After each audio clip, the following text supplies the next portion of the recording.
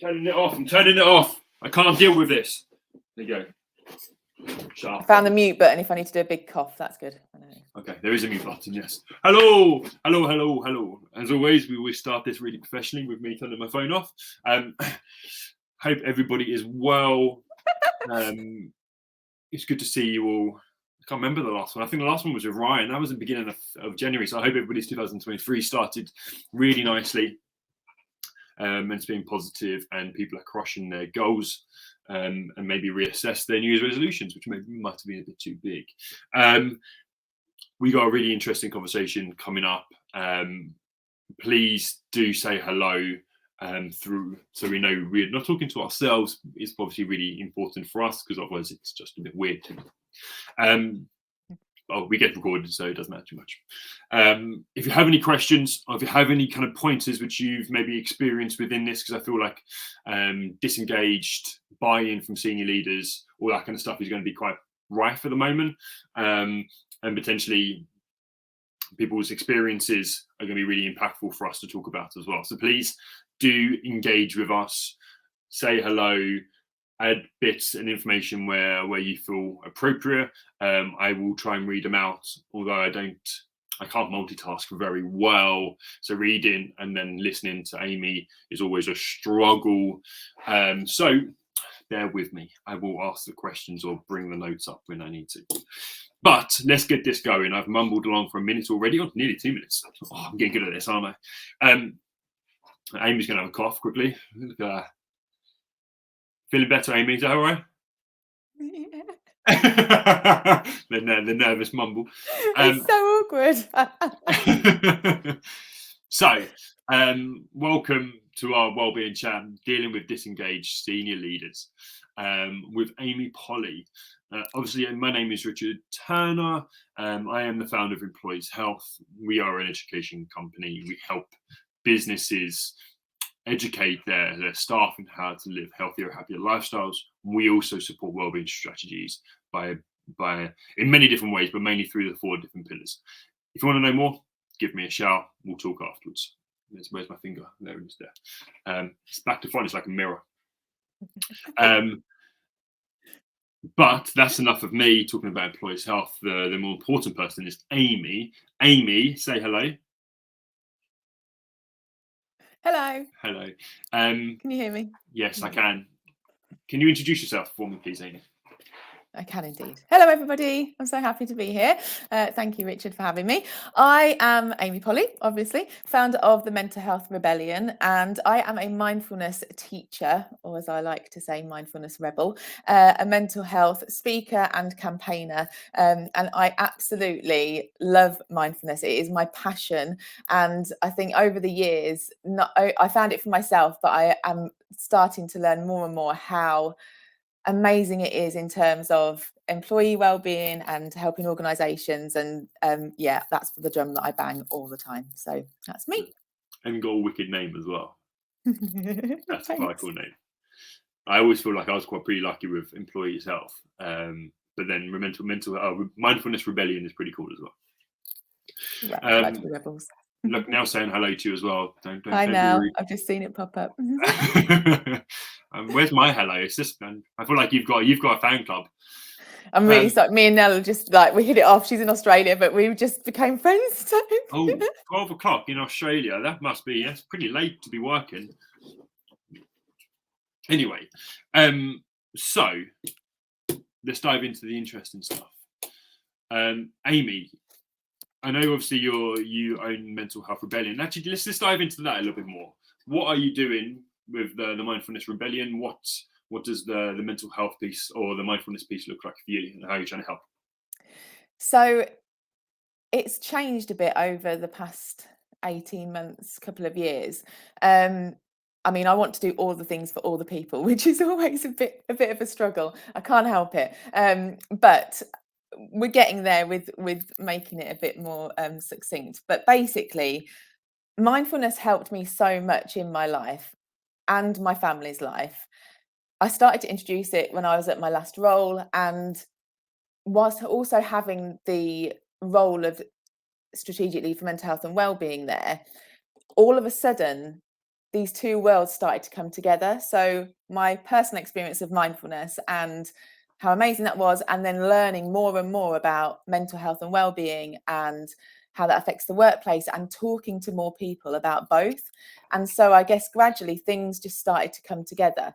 And I really pride myself on my experience and training and learning, and sometimes hyper focus in understanding mental health and understanding people, because I feel like that teamed with mindfulness, which is a toolkit, it's a brain training that is proven to be positive around mental health, has really led me to create something that I'm really proud of. And so I've been supporting mums, is where it all started whilst I was still in role, sort of my side hustle, if you like to call it. It wasn't really a hustle, I didn't charge that much. It was just my heart was in it, because I felt that was the toughest job in my life, being a mum.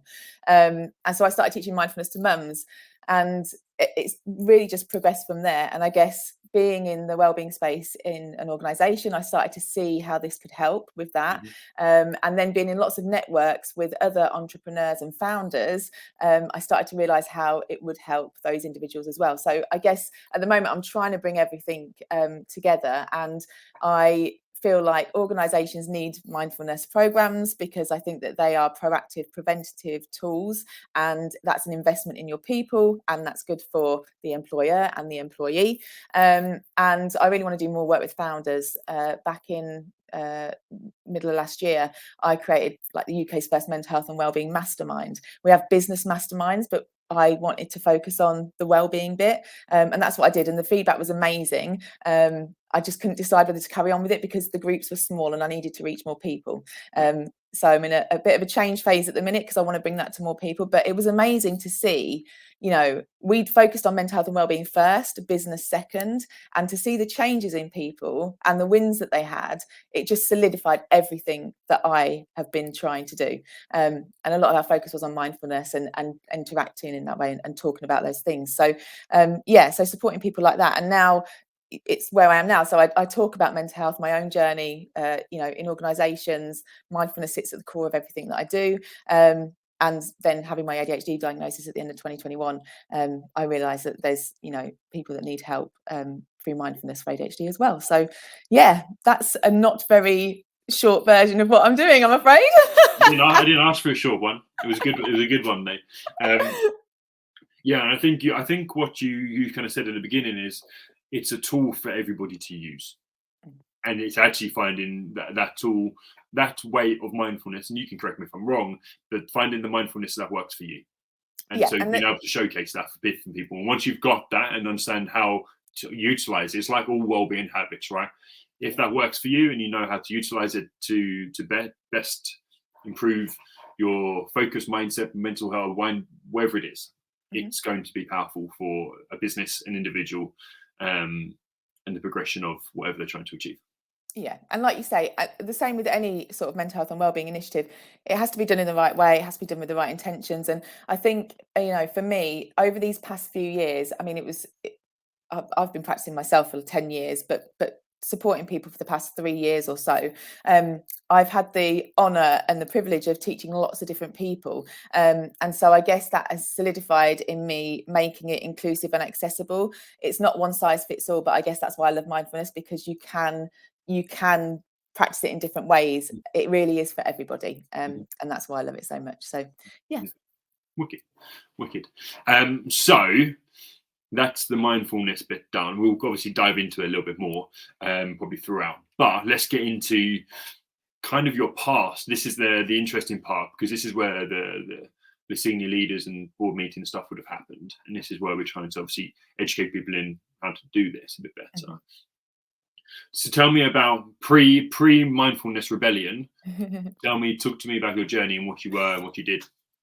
So I was an accountant since I was 18, nearly 20 years. I was an accountant. I've actually been in work since I was 14. When we had our chat, obviously before we do this, we have a chat, don't we? And you think about the story that you're going to tell and what you're going to talk about.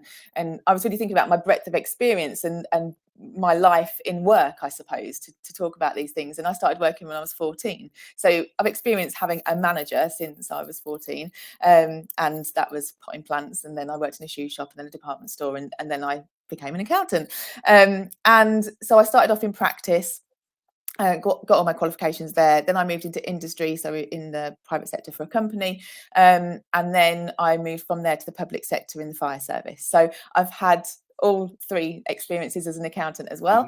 And then when I was in the fire service, I started off as finance manager, but quickly worked my way up to be head of finance and payroll, and then also head of property. So I was head of finance, property and payroll.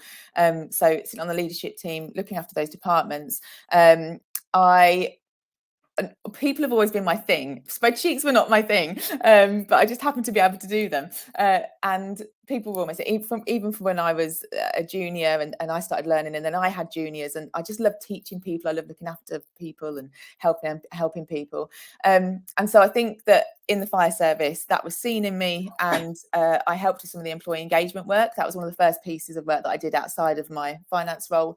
And then when I went back after my little boy, I was very vocal about my own mental health challenges. I was very vocal about the mindfulness that I practiced for myself, and that was all picked up. And I was asked if I wanted to be strategic lead for mental health and wellbeing. And we didn't have a strategy, we didn't have an action plan, so I led on that work, and we had a team, and we did all of that. That was completed just before I left. So yeah, sort of a unexpected turn of events, I guess, after being an accountant since the age of 18. But I'm grateful for those experiences. It was an amazing career, but I definitely am following my passion now. Yeah, that's wicked. And obviously it goes back to that. Sometimes something has to happen for you to realize what you really enjoy doing. And obviously the birth of your child was probably that big action to realize, actually, this is what I really enjoy doing. This is how I want to help. And you were more vocal. And obviously moved into the strategic lead for mental health. How long was you doing it for? How long was it? 3 years, I think. Okay. And in that time, what did you do? So basically, we started with a blank piece of paper. It was really bloody hard, I have to say. It's very easy to think an organisation should be doing X, Y, and Z. And I mean, obviously, I experienced this. I'm sitting in the role, and we've got employees that have expectations, right? But it is actually really hard. It is really hard. And so we literally, and I'm not joking, it was like a big blank bit of paper on the wall, and we just went, right, what are the risks? That's where we started. And we started to build up what we wanted to do. We had in fire service protection, prevention, response. So we made sure the proactive stuff, and then we had the response stuff, the crisis stuff. And that's how we started to bring it together. And we literally got a blank piece of paper, thought about what we needed, and then started to note down what we had, where the gaps were. And then we started to, talk to our employees. So we would put out stations, we would ask people who wanted to be involved. It was a big job. It's a big job. And one thing I would say in terms of, thinking about buy-in and leadership, if your organisation has a role that is specifically to lead on this work, you are already a step ahead, because so many organisations, this is just an add-on to someone's role. It was for me, and I'm not saying that was negative. Like, I wanted it, but that so often happens, and that's hard in itself. As a leader, I'm looking after my teams whilst also trying to do this thing. So yeah, we went through all of that, and these were brand new conversations to have, right, as a leadership team and with our employees, and it wasn't always easy.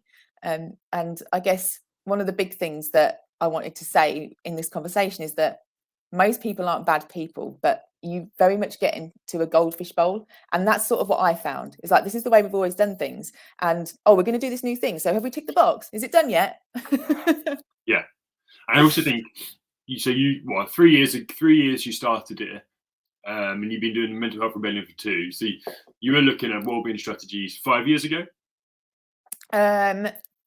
No, because I was still mental health rebellion started whilst I was still there. So probably it was probably only just 3.5 years, I think. Okay, so before COVID or after? Just before. I like the way we use COVID as a timeline now. I know, but it hurts my brain because it's almost like there's a gap, isn't there, in your timeline? It's really hard doing this, thinking back of the dates. I've never done it, so I don't know what you're on about. I'm going to write this down later just to see if I was right. Yeah. So I thought it was a bit beforehand, and I think the messaging obviously is more clear now. And potentially creating a wellbeing strategy 5 years ago would have been a lot harder, because ultimately the world, I feel like the businesses have moved on a little bit. Oh yeah, And totally. I have to, sorry to cut you off, Richard. I have to say, back then when we were doing that, there was not as much support, and that was only a few years. That's not that long ago, yeah, and I can remember it because I'm the sort of person that wants to go and learn everything. Like, give me the help, I'll take the help. I don't know everything, and it wasn't always there. yeah, And I feel like there wasn't as much reach out either. That I feel like there's a lot more support now. People contacting organisations to share their stuff. There wasn't as much of that at all. yeah. It definitely moved on quite quickly. Yeah, I feel like the last couple of years, it's definitely Yeah. the more the awareness and knowing a bit more or seeing the impact and the power of it. It's way more out there for people to see. I also think, but the way you started, I think, is probably the best way. If you've got nothing in place, having that big piece of paper, writing down the different elements you need to focus on: risks, support, proactivity, the 4 different pillars. And then beginning to build this picture of what you want to do was obviously wicked. But that's great. But then the next part is actually getting that to be bought in by your senior leaders. So talk to me about that journey. So you've created this, or did you create this wellbeing strategy as the only leader or senior leader in that role, or did you actually have support at that point?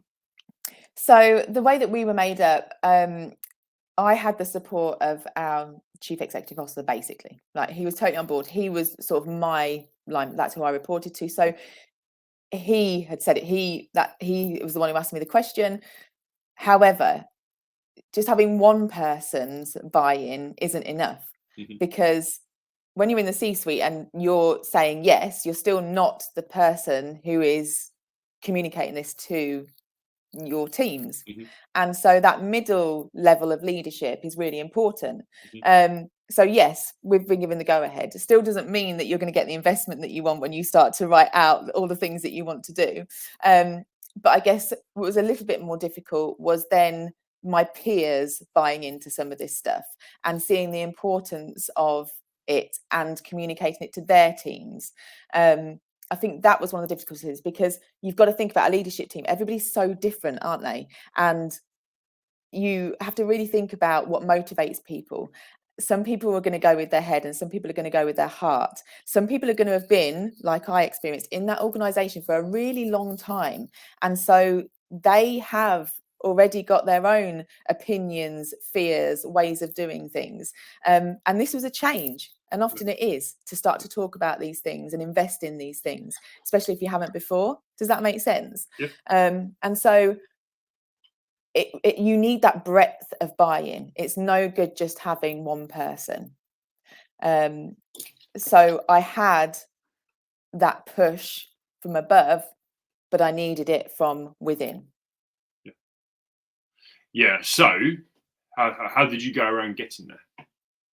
So lots of research. One of the things that I would say is, if you're going to go and ask for something, if you're asking for a budget, if you are asking for messages to be put out, make sure that you've got the information. I did lots of research, lots of different there's lots of different things you can do, right? There's and especially now, there's lots of people out there that want to help. There's lots of different things you can do.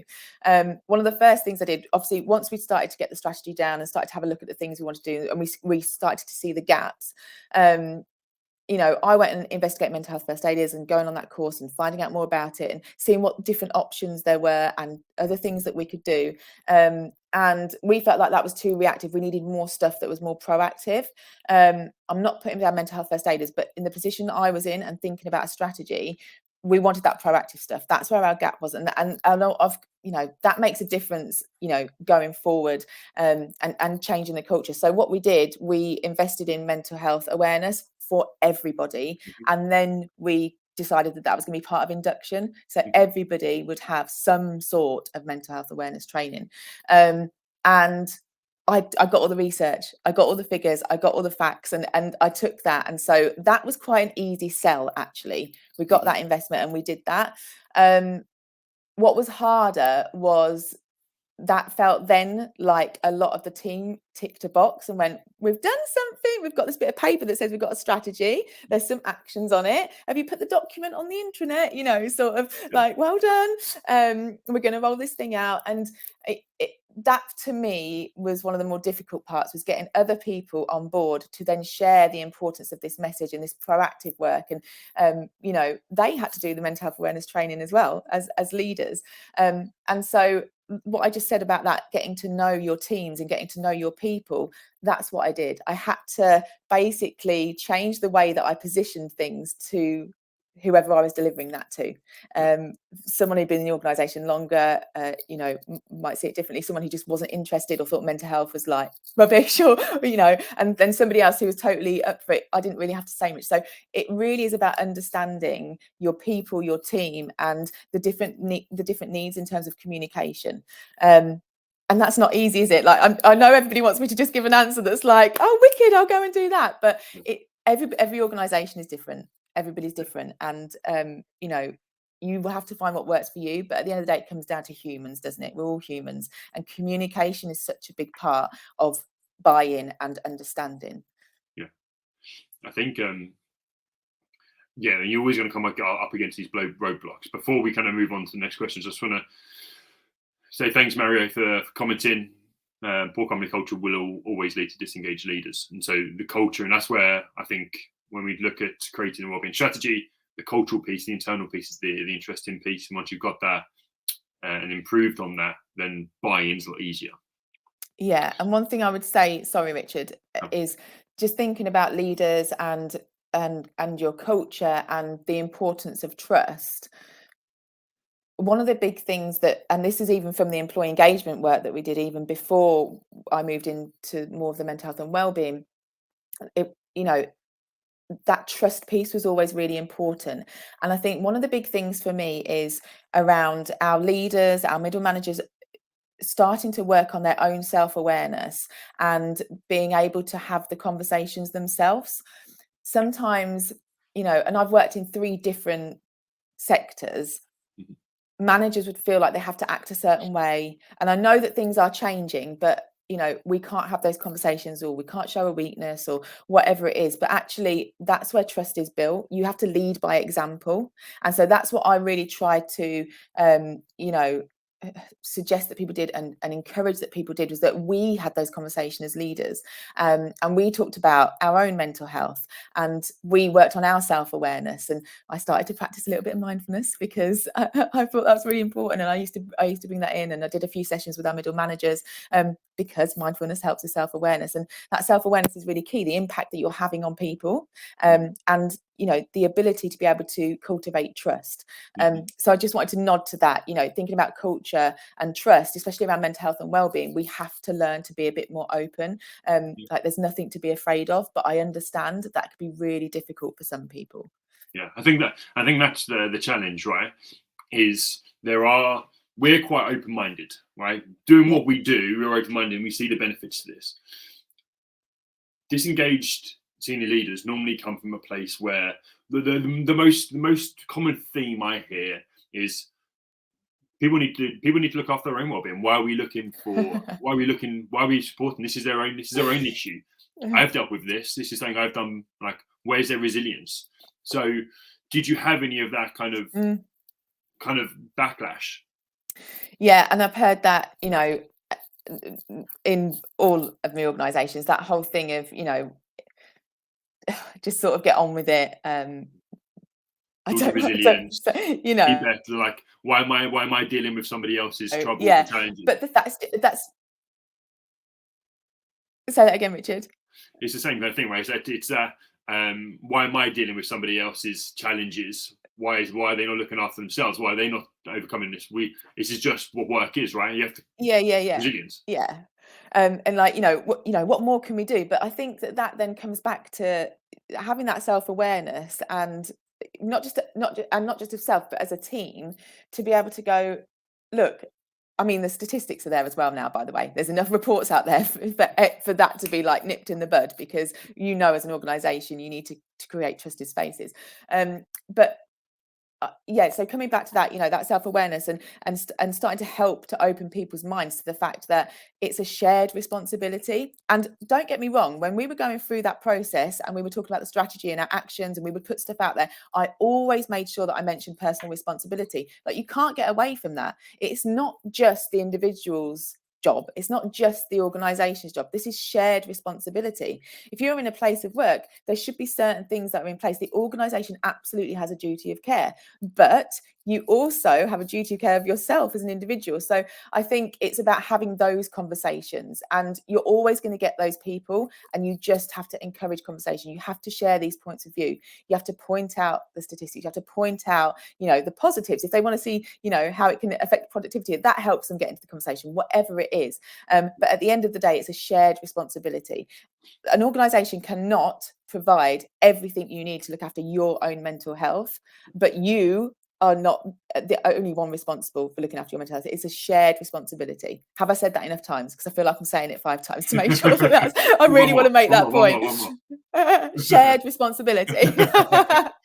No, I think you're completely correct. It's a shared responsibility, but it's also trying to get into the mindset of that person. And so when you're speaking to senior leaders who aren't on board, because that's probably the best time to put it. People aren't, not so much the disengaged senior leaders, people who aren't disengaged, but people who aren't on board with what well-being is. It's trying to explain that everybody's individual, everybody's got their own life challenges, everybody's got their own experiences of different things. So it's being able to get them to be empathetic with it and understand that that's different. And the way that the world is back then compared to the way it is now is different. And also try to get them to look at those statistics, as you said, and kind of prove that this is only going to be a benefit. It's only going to benefit you. All you have to do is showcase some of this stuff. Ultimately, not everybody's been through something to better to have a story. Not everybody's got their own overcoming well-being or challenge, right? And so they might not be the best person to have a message, or their message might be, "This is how I've been resilient." But it has to come from a good place. And I think what you see a lot of the time is people who aren't buying in and aren't on board are the people who are coming from a different generation normally, and they're very much like, well, this new generation aren't putting in the work like we used to. And I think it's very easy for them to forget the different challenges everybody's facing, and how the world's changed. So we were all right. We didn't need all this. Yeah, exactly. And it's very different positions, right? And so it's just trying to get them to understand that, I guess. Because that's the biggest challenge. And then you have the second part of all of this, which is then the investment side of things, and getting them to see why it's important to invest in well-being. And this is the biggest challenge I have as somebody who's trying to proactively help businesses look after themselves on a proactive level, and why is it a benefit? And so when it comes to that internally, what was your messaging? How did you overcome some of these challenges? So I would just say the first thing, talking about that mindset, and we did it, we got over it. This is not an easy or quick fix, because especially if you're thinking about some career or a longer life, or they've been through whatever they've been through. However, you just have to keep going. Like, I never gave up having those conversations or asking the questions or encouraging the conversations, and it wasn't always easy, and sometimes it was actually hard. Like, it's hard wanting to have a conversation about something and feel like you're banging your head on a brick wall, but ultimately you just sort of have to keep going. And in terms of the investment, I really hope, just because of the way that things have changed over the past few years, even from when I was in that position, I hope that now when companies are setting their budget at the beginning of the year, think about this, like, put it in then. Don't make this a thing that you're going to do in hindsight. So I hope that when people are setting their budgets, they're looking at it. I mean, when we first started, when I was in that role, we didn't have as much of a budget there, because it wasn't something that we had factored in at the beginning of the year when we're budgeting. And so I really had to go in with, like you say, the statistics and the information. And, we can see what the sick days are like. We can see what turnover's like. We can see, you know, people will explain some of these things. We know what conversations are happening in people's one-to-ones. Like, we can prove the things that are happening in the organization. We can also prove statistically how mental health and wellbeing support can help, you know, productivity and reduce stress levels and increase focus, and build better relationships. Like, we do know this stuff, and if you want to tell somebody about this, you can get the information. There is literally no doubt about that now. So I feel like we're coming to a point, actually, it was more difficult for me back then, but I feel like we're coming to a point now where there's almost no excuse. Like, there isn't really an excuse. You can make the decision not to, but you can't say you're not aware of the reasons why you would. Does that make sense? Yeah, I completely agree with you. That there is no reason not to be able to not to know why this is important. There's enough information being shared consistently. We can put the arguments together. And what I think people miss is that understanding the investment to start with. When you look at a company of 100 people, and this is, and I come from a personal training background, right? And my background is health, fitness, people, right? Helping people live healthier. When I moved into the wellbeing industry, I saw a business of 100. I thought that was relatively big, right? But let's use this term of 100 people. 100 people, if you say each person, a minimum of £10 per person for investment, right? That's what? £100,000, right? Was that the maths there? 100 people, £10, £10,000, sorry, £10,000 investment for 10. You can't get that anywhere, right? And so actually understanding what investment looks like, and actually understand how much budget people need to put towards this is really important. And so, go on. I was just going to say, but one of the things I think is that there is such a wide range of support out there now. If you want to invest in, right, I don't want to downplay anything, okay? I think everything's great for employee wellbeing, right? If you want to invest in something that's really techie and expensive, then that might cost more money. If you want to invest in something that is maybe lower level, but it's somewhere to start, like, well, at least start. Like, I understand that it's hard and it's going to be different for different sized organizations. It would have been different for that accountancy practice that I was in. It was, you know, different for when I was in public sector and fire. But you can do something. You know, there is so much stuff out there. There are options. There isn't just this one big thing. It doesn't have to be the most expensive thing, but you can at least start. And then as you start to move forward and you start to see the impact and the positive impact that it starts to have. And I can see Tony's mentioned sort of what we're talking about here. And it's like, you know, as you start to see that, your leaders and the people who have got the money will start to see that they need to incorporate this into their budget. Like, this is not money that's being thrown away. You wouldn't have a machine that is getting so stressed and the cogs aren't turning properly anymore that you would not fix it because it was reducing your productivity. Why are you letting humans get so stressed and so tense up that they're not working? Like, you just wouldn't do that. And I guess it's that shift in mindset, because it's an investment at the end of the day. It is an investment. It's an investment which you get a return on. And the more money you spend on it correctly, because it can be a waste. I've seen companies waste money on tech, on some bits. When you see the return and actually how much you can help somebody improve, then you and what that brings to a business, it's a no-brainer, really. And sometimes you have to invest a bit more money to get actually the better return on investment per individual. Because I think that's probably one of the biggest challenges. I think a lot of companies will say, yeah, if it's free, why not do it? But you can start with free stuff as well. You're still going to start to see a change. Yeah, for sure. I'm going to get to Tony's question now. Obviously, Tony says, obviously, I'm going to put it up here. I think this is quite clever. Obviously, Tony's working and having this challenge with tech startups. But her question is, I'm curious to know how people are offering wellbeing support without adding another work stream to employee workload. And this is interesting as well, because I come up against this challenge. So one of our programs is obviously requires time. And when there's employees which use time as an important element to what they do, how do you get buy-in from the management to allow their people to do and be involved in these things? I think again, it's similar to what we were just talking about in a way. You have to remember that, again, it's an investment. If you don't allow your employees some time, like we allow, sorry, let me rephrase it a little bit. We give employees time for personal development because we want them to be better at their job. So when I was going into a leadership role, my organization invested in a very meaty leadership course. You know, they're not usually cheap, and they gave me the time to go away and stay away and do that because they wanted me to do a good job.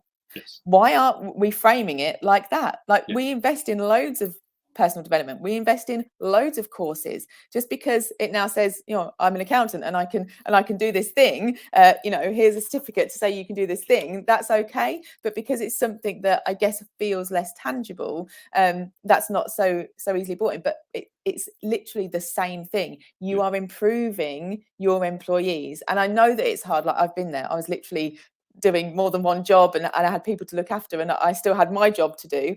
So it is hard thinking, oh my goodness, I'm going to take a day out to go and do this thing. But it's all about that reframing, all about that mindset.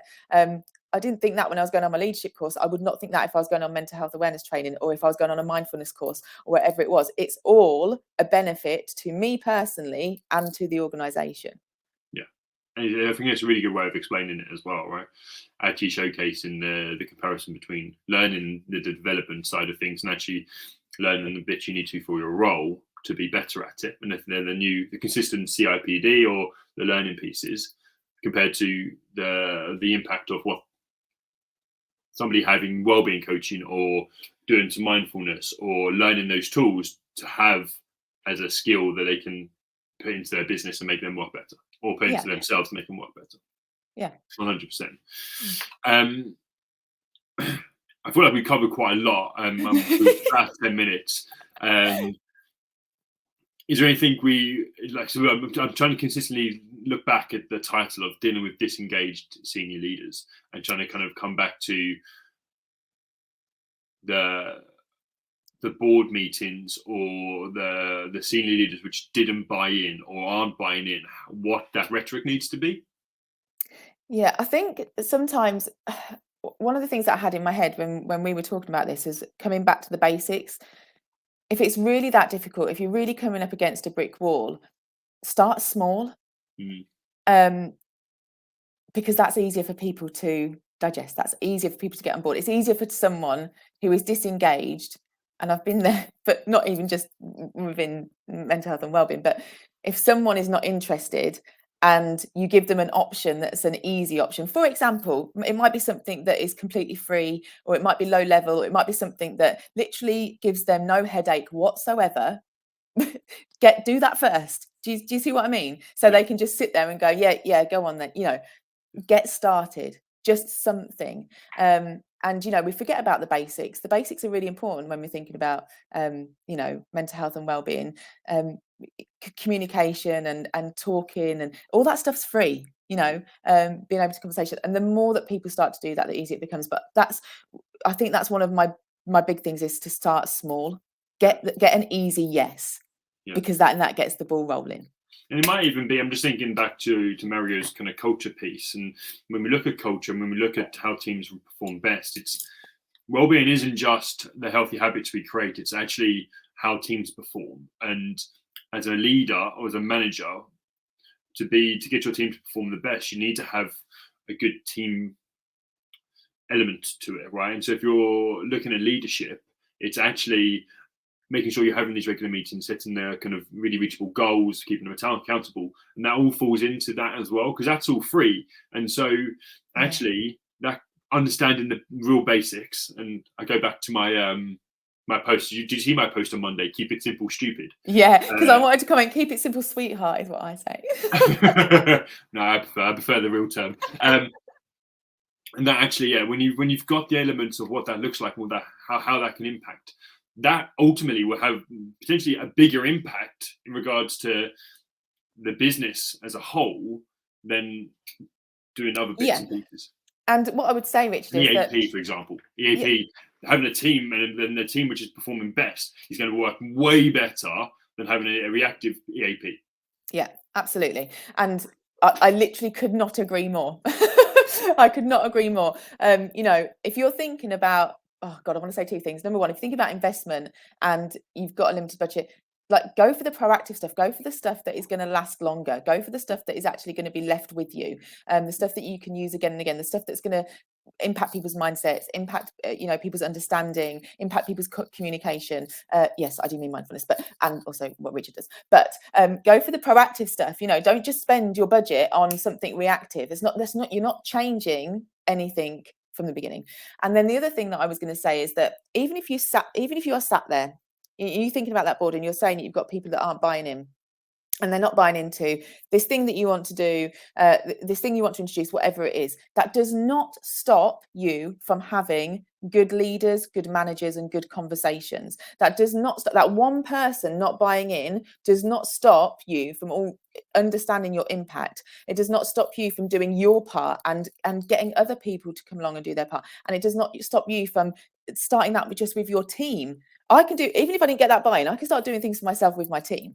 And that has a ripple effect, you know. So it can just start with something so small. Someone not buying in doesn't mean that you can't do anything. Does that make sense? Yeah. I'm now thinking as well, and an element of trying to get this engagement and the buy-in is the psychology of selling. And so when we look at selling, when you look into go into those meetings and you know you have maybe disengaged leaders, people which aren't bought in just yet, maybe it is having a psychology of, we're going to sell something massive. This is what we want to do, knowing that actually our aim is to just get this off the ground to start with. So we go with something huge. And then when they look at that huge, crazy wellbeing strategy, which is going to cost tons and tons, when they see the smaller one, they go, yeah, actually, we can do that. We'll buy into that. Because it's the psychology of, we're doing something, but that actually is what we want to do. Maybe that's a better way of looking at because basically we're selling, aren't we? We're selling what the benefits will be. Yeah. And I would just say one more thing, just because I'm always the one who has to give a little bit of balance. I guess somewhat through experience, sometimes the people that aren't buying in are probably the people that need it the most. And there's that element of resistance. And so that's why it's really important to sort of not give up, and to keep having those conversations, and also to, you know, encourage the people around them to have conversations, you know, because they might trust somebody. It might not be you that they trust to open up or share with. So, you know, I just think we have to remember that sometimes there's things going on for other people, and their position, you know, might be difficult. So just that little caveat that, you know, sometimes the people that seem least interested are the ones that need it the most. So keep going. Yeah, and I think you just really made a good point as well. Like, if you are the strategic lead within a workplace and you are the person creating the strategy and you aren't getting anything, I think there's two things which are really important: to stay motivated, because at some point you'll get that win, and try to figure out the best way to get that win, because you know the business needs it, to really evaluate your values and what's important to you within that business and how you can make that change. Also to reflect as well. Think about when you started this to where you are now, to see actually what changes you have made and see what the impact's been. So then you personally don't get burnt out and disengaged, because I feel like it's very easy to live in the moment consistently. Whenever you get a rejection or a no, that's what we live off. But actually being able to reflect, and I had this conversation with a friend actually who's in a similar kind of role now, when you reflect and see this massive impact you've had and what you've done, that's the win, not the no you just had because you're trying for something else. Yeah, it's so true. It's so true. And I had to do that. I almost basically kept like a log of all of the things that we did, because, for example, setting up a wellbeing inbox for suggestions, such a small thing, but that was something that changed. We didn't have that before. Having, you know, different ways to communicate information, having the CEO share a post about mental health, like those things weren't happening before. So like you say, that reflection is really, really important. And then also, you know, to those people that are buying in, you can be like, look, we've done all of this stuff already, and this is the sort of impact that it's having, and you can go and get feedback. So yeah, I really agree with you. It is that, and I think reflection is really important. Like I think we have to do in running a business like this as well, right? Like when you run a business and you start a business, where you start from, you still feel very same 4 years. 4 years later for me, but actually when I reflect, look how much more I'm doing and how much more impact I'm having, how much more I've created and built. It's the same when you're creating a strategy. You have to look at it like that and go, okay, well, this is where we've started, and actually, how much is it progressing over the years? Because all that progression will have an impact on the business. I've got a nice message here from Mario. Yeah, just sorry, that's where my eyes were just flicking whilst you were speaking. I'm trying to read it. Earlier on, my Yeah. multitasking skills aren't great, so I'll bring it up and we can read it together. So, Mario leads a large international team with different time zones, and one of the simplest or high efficient things I have a fashion to do, is a very clear on setting expectations as soon as they join the organization, explaining clearly that all their responsibilities go hand in hand with the accountabilities. That's wicked to start with, to start in the rhetoric early doors and how that helps. Expectations are set clearly and checked often, and constant communication with leadership teams to learn what their challenges and how they bring more tools to help them. That's awesome. Thanks. Love your picture, by the way, Mario. Thanks for commenting. That's really helpful for us as well, actually. If it starts from the very, very first instant you get into a business, changes the culture. And it's all about culture, as you said earlier on. Very much comes down to the importance and role of culture has on a business. Yeah, and I think sorry, Richard, just as a nod to that, it is that two-way communication. I know a lot of the time, the responsibility seems to be on managers and leaders, but there is that two-way communication. And I think if you are the person in the organisation, whether it was like me and it was a bit of an add-on role, or whether you have the role, don't always go in with, this is what I want to do. This is what we need to do. Get feedback as well. Find out what are those leaders' challenges and try to understand. It is about that two-way communication, because there might be things that's going on for them that you're just absolutely not touching on. And so that's important to feed into each other, isn't it? And then that works then further down and talking to employees as well. We no single one of us has all of the answers. No. I have lots, though.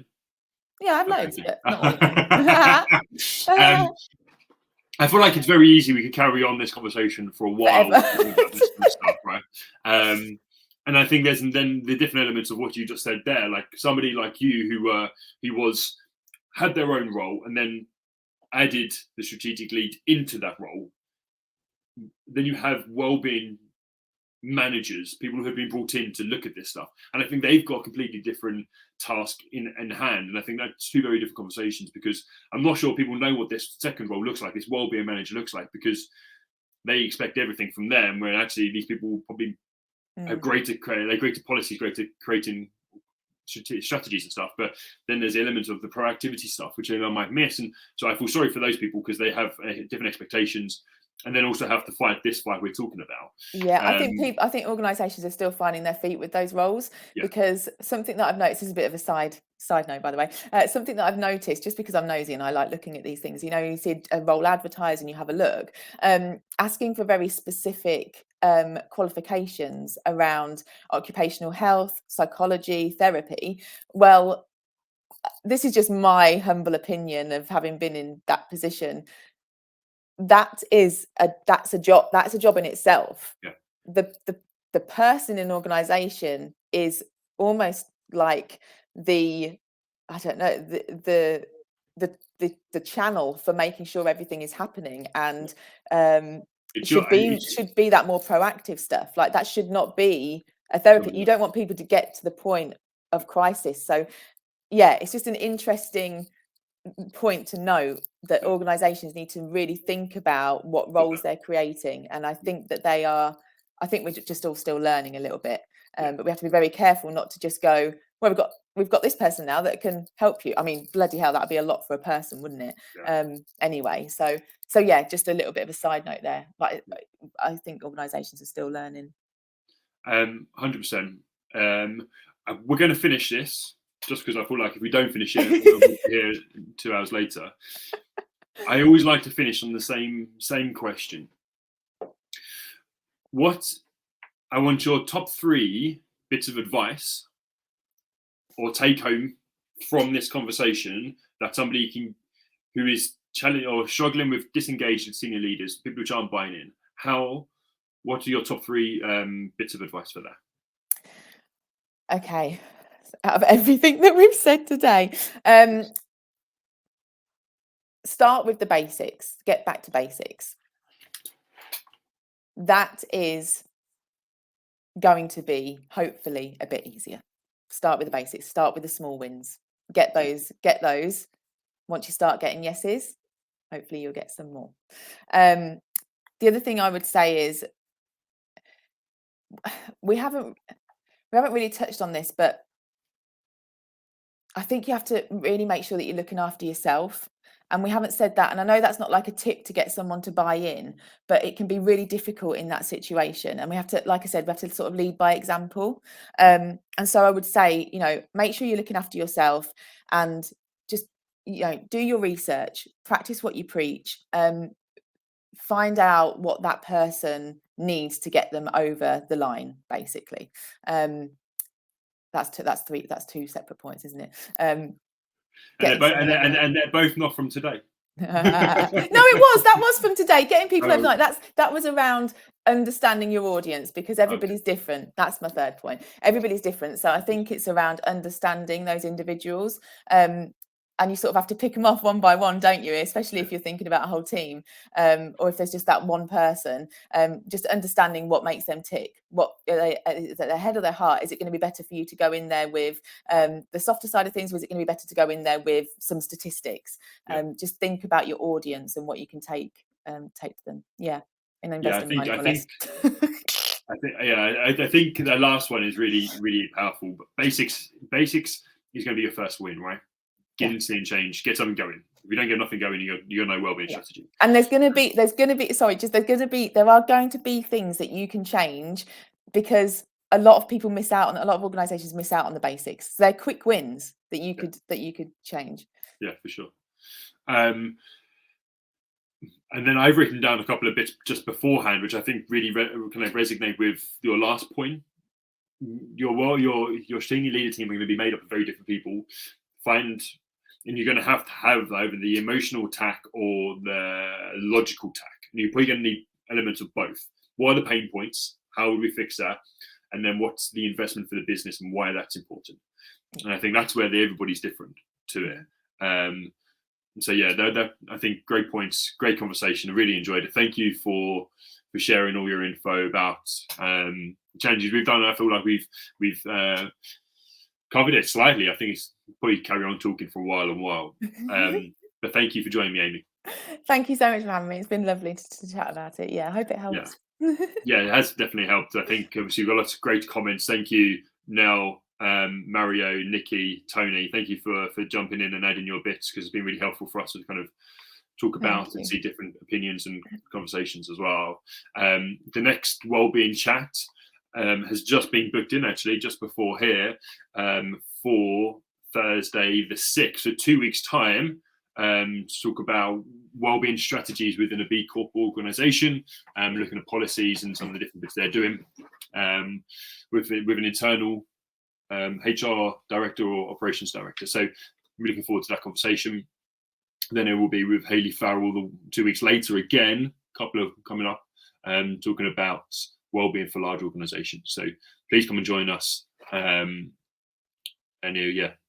We'll reach out to everybody. If you want to have a chat with us, you want to speak to Amy, send her a message. If you want to speak to me and see how we could potentially add to your wellbeing strategy or even support your strategy in your communications, then please reach out to us. Thank you for joining us, and we will see you soon. Bye.